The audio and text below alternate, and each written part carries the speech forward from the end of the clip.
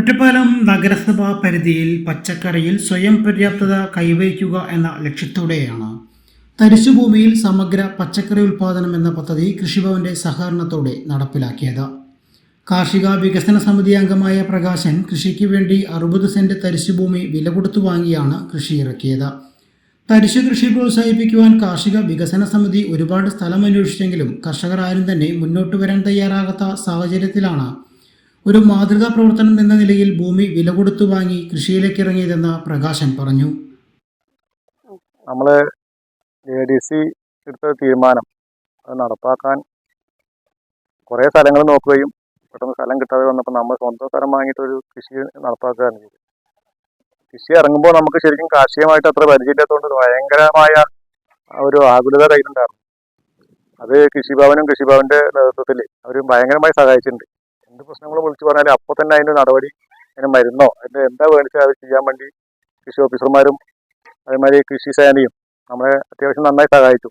ഇപ്പോൾ നമുക്കൊരു ആത്മവിശ്വാസം തോന്നുന്നുണ്ട്, കുറച്ചുകൂടെ കൃഷി നടത്തി നന്നാക്കി എടുക്കാമെന്നൊരു ആത്മവിശ്വാസം നമുക്ക് വന്നിട്ടുണ്ട്. കൃഷിയെ സ്നേഹിക്കുന്ന സമീപവാസികളും പ്രകാശന്റെ കുടുംബവും പൂർണ്ണ പിന്തുണ നൽകി ഒപ്പം ചേർന്നപ്പോൾ വിളഞ്ഞത് നൂറുമേനി. പയറും വെണ്ടയും വഴുതിനയും മത്തനും ചീരയും തുടങ്ങി പച്ചക്കറികളെല്ലാം ഇന്ന് പ്രകാശന്റെ കൃഷിയിടത്തിലുണ്ട്. നഗരസഭാ ചെയർപേഴ്സൺ ജാനകി ദേവി വിളവെടുപ്പ് ഉത്സവത്തിന്റെ ഔപചാരികമായ ഉദ്ഘാടന കർമ്മം നിർവഹിച്ചു. പ്രകാശനെ മാതൃകയാക്കി കൂടുതൽ കർഷകർ രംഗത്ത് വരുമെന്ന് പ്രതീക്ഷിക്കുന്നുണ്ടെന്നും ജാനകി ദേവി പറഞ്ഞു. കാര്യമാണ് നമ്മുടെ തരിശായി കിടന്ന സ്ഥലത്ത് ഒരു ADC മെമ്പർ തന്നെ ഒരു സ്ഥലം വാങ്ങി അവിടെ കൃഷി നടത്തുകയാണ്. പച്ചക്കറി കൃഷി.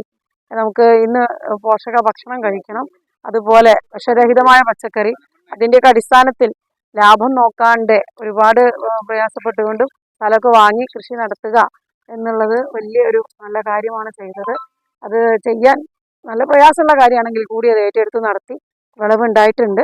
കർമ്മസമിതിക്കും അതിൽ നല്ല പങ്കുണ്ട്. നമ്മുടെ കൃഷിഭവനും നമ്മുടെ ADC മെമ്പർമാരും എല്ലാവരും അതിൽ വളരെയധികം സന്തോഷിക്കുന്നുണ്ട്.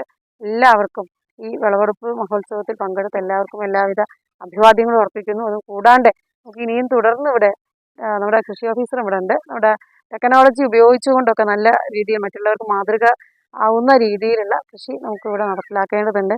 അതിന് പ്രകാശൻ എല്ലാ തരത്തിലും മുന്നിട്ട് നിൽക്കുകയാണ്. പ്രകാശനും എല്ലാവിധ അഭിവാദ്യങ്ങളും അർപ്പിക്കണം.